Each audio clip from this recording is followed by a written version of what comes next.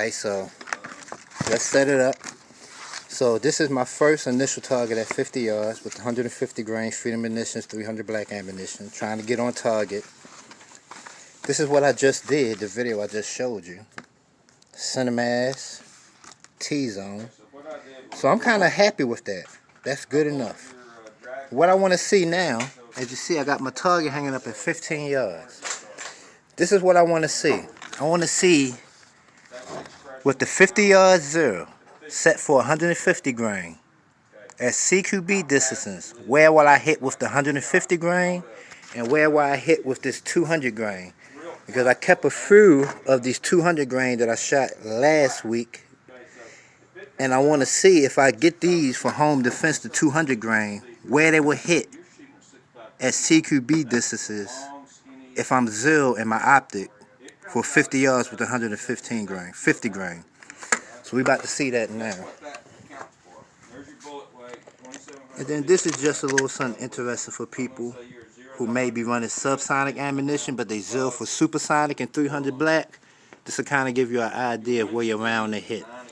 So at the bottom target, I'm going to shoot the 200 grain, and at the top in the T-zone, I'm going to shoot the 150 grain. I'm going to do 4 rounds of the 150 grain in the T-zone and see where I hit at CQB distances. Then I'm going to do 9 rounds of the 200 grain center mass to see where I hit CQB distances. When I do that,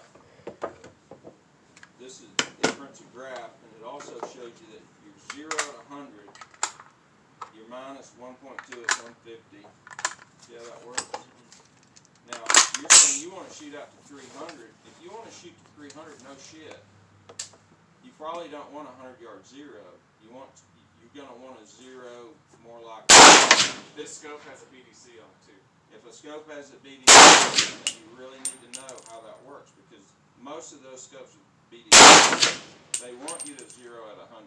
And why? Because most shooting ranges have 100-yard shooting ranges. So you zero at 100, and now you can use your reticle. Okay? So that's a good answer. What I can do,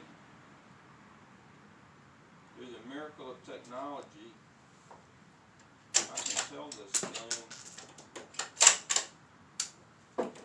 that I want to create a link to this. I'm going to link it. If you want to send this to you. So the 450 grains is dead in the T-zone, probably about 1.5 inches, maybe 2 inches low. Now I'm going to go to center mass, and I'm going to see where this subsonic 200 grain hit. And also, since I changed the buffer from the regular carbine to an H1, I want to see if this 200 grain run with an H1 buffer. Because as you know, it's speculation that subsonic ammunition won't run if you're not running the suppressed, but I kind of dispelled that last week. So we're going to see now that if this 200 grain run with an H1 buffer and no suppressor. Okay, so now you've got it. Now you've got this thing. Ranges. If you want to change, see what happens when you change ranges. What I would do, look and see if you do like a 150 yard zero, how that changes 300 yards.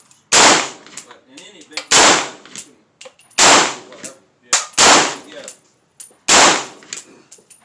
Now we'll see. I'll tell you nothing.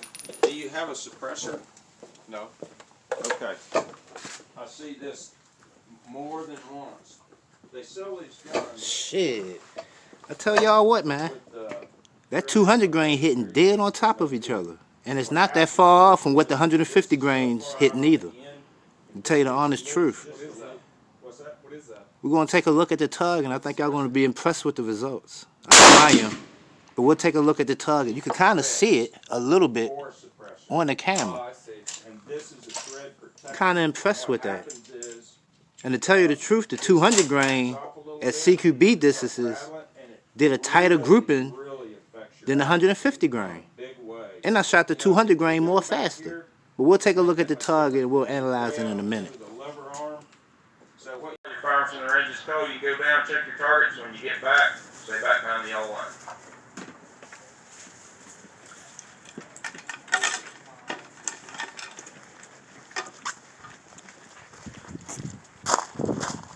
So as I stated earlier, I wanted to see at CQB distances where the 150 grain would hit and where the 200 grain would hit. So I did the 150 grain, which is what the rifle is zero for, in the T zone. This is right here, center mass. So basically they hit about the same as CQB distances. So if you're running supersonic ammunition in your 300 black, and that's what you have your rifle zero for, if you run subsonic ammo for CQB, it's not going to hit too far off.